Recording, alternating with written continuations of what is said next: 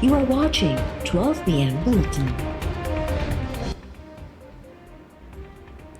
New Zealand की cricket team अॼु शाम इस्लामाबाद खां वापसि रवानी थी रही आहे। क्रिकेटर्स खे वठी वञण जे लाइ ख़ुसूसी जहाज़ अॼु इस्लामाबाद एयरपोर्ट ते पहुचंदो।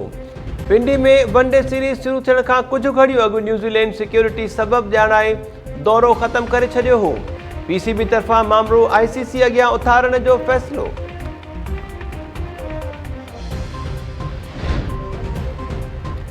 अफ़गानिस्तान में अमुन ऐं इस्तेहकाम जी वाहिद सूरत हिकु गॾियल हुकूमत आहे। अफ़गानिस्तान में अफ़रातफ़री ऐं इंसानी बहरान सां पाड़ेसरी मुतासिर थींदा। वज़ीर आज़म इमरान ख़ान रूसी टीवी खे इंटरव्यू दौरान चयो आहे त तालिबान 2 ॾहाकनि खां घणो कुझु सिखियो आहे ऐं हू तब्दील थी विया आहिनि। पाकिस्तान खे अफ़गान सरज़मीन तां दहशतगर्दीअ जो ख़तरो आहे। 3 दहशतगर्द गिरोह अॻु ई अफ़गान सरज़मीन इस्तेमालु कंदे पाकिस्तान में दहशतगर्दी कराए रहिया आहिनि। भारत प्रोपेगेंडा करे रहियो आहे। पाकिस्तान अहिड़ी जंग में कीअं मदद मुहैया करे हा जेका अमेरिका ते हावी थी वई। छा पाकिस्तान अफ़गान फ़ौज खे ॿेड़े खां रोकियो हो?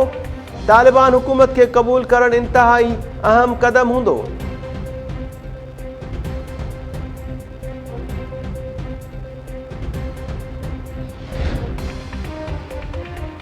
नवाज़ लीग जो सदर शहबाज शरीफ सियालकोट पहुची रहियो आहे। शहबाज शरीफ सियालकोट में लीगी उहिदेदारनि ऐं कारोबारी शख़्सियतुनि सां मुलाक़ातूं कंदो। शहबाज शरीफ तरफ़ां ख्वाजा आसिफ जे घर में वर्कर्स कन्वेंशन खे ख़िताब करण जा बि इम्कान। नवाज़ लीग अॻवान अहसन इक़बाल पंहिंजे ट्वीट बयान में चयो आहे त लीगी कारकुन अहिड़ी बयानबाज़ीअ खां पासो कनि जंहिंसां मुख़ालिफ़नि जे बयानीअ खे हथु मिले।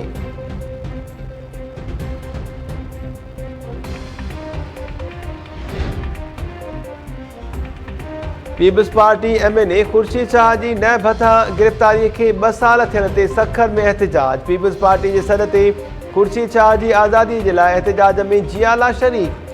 अॻवाननि जो चवणु आहे त नैब 2 साल गुज़री वञण बावजूदि ख़ुर्शीद शाह मथां लॻायल इल्ज़ाम साबित न करे सघियो आहे। ख़ुर्शीद शाह खे सियासी इंतकाम तहत गिरफ़्तार कयो वियो आहे। ख़ुर्शीद शाह खे जल्द आज़ादु करण जो मुतालबो।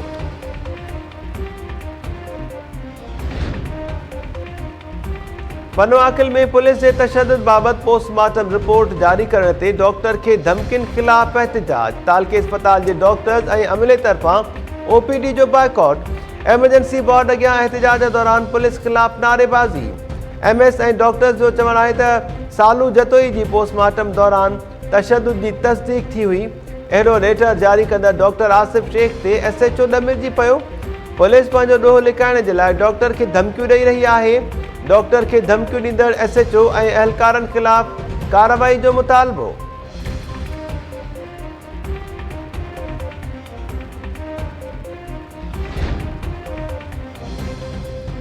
जोही जी शाख़ुनि में पाणीअ जी हथरादू खोट ख़िलाफ़ आबादगारनि जो दादू में मुज़ाहिरो। जोही वासी आबादगारनि जी आपाशी अमलदारनि ख़िलाफ़ नारेबाज़ी।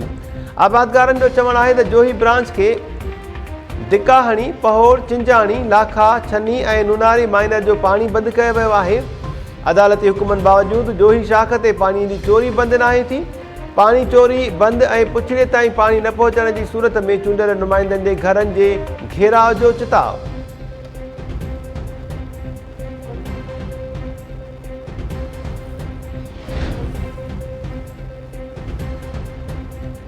जेकबाबाद सिविल लाइन्स थाणे जी हद में नारी मुबैना तौर ज़हर पी आबघात करे छॾियो। नारी आरिफा बुलेदी जो घर मां हथायल लाश इस्पताल मुंतकिल। पुलिस जो चवणु आहे त पोस्टमार्टम रिपोर्ट बाद नारी जे मौत जा कारण मालूम थींदा। वारिसनि मूजिबि नारी जो ज़हनी तवाज़ुन ठीकु न हो। उमरकोट में नारी ऐं नौजवान तरफ़ां आबघात जी कोशिश जा 2 धार वाक़िया।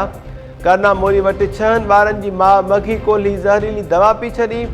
राणा जागीर वासिन नारी समीना ओट तरफ़ां बि ज़हरीली दवा पी आबघात जी कोशिश। 2 इस्पताल मुंतकिल।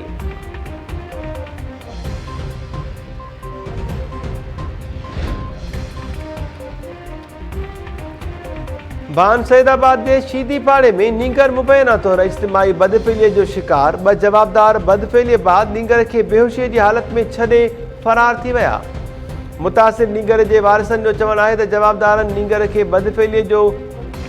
बदफ़ेली ऐं तशद्दुद जो निशानो बणायो। रिपोर्ट बावजूदि पुलिस जवाबदारनि ख़िलाफ़ कार्रवाई नथी करे। आला इख्तियारनि खां नोटिस वठी इंसाफ़ जो मुतालबो।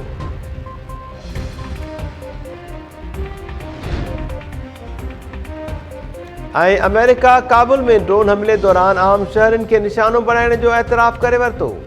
अमेरिकी दिफ़ाई वज़ीर लॉयड ऑस्टिन 29 ऑगस्ट ते थियल ड्रोन हमले में शहरनि खे निशानो बणाइण ऐं 10 ॼणनि जे मारिजण ते माफ़ी घुरी वरिती।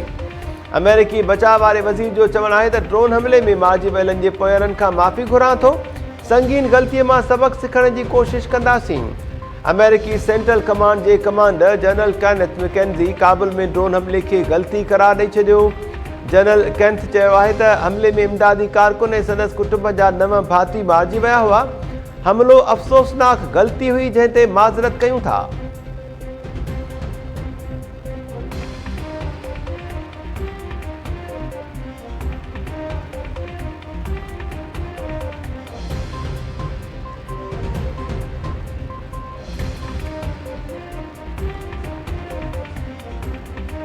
अस्सलाम वालेकुम नाज़रीन, टाइम न्यूज़ में अवां खे भलीकार चऊं था। मां आहियां महताब अली नूर। हेडलाइन्स वारी थियूं बुलेटिन सां गॾु हाज़िर थियूं था शॉर्ट ब्रेक खां पोइ।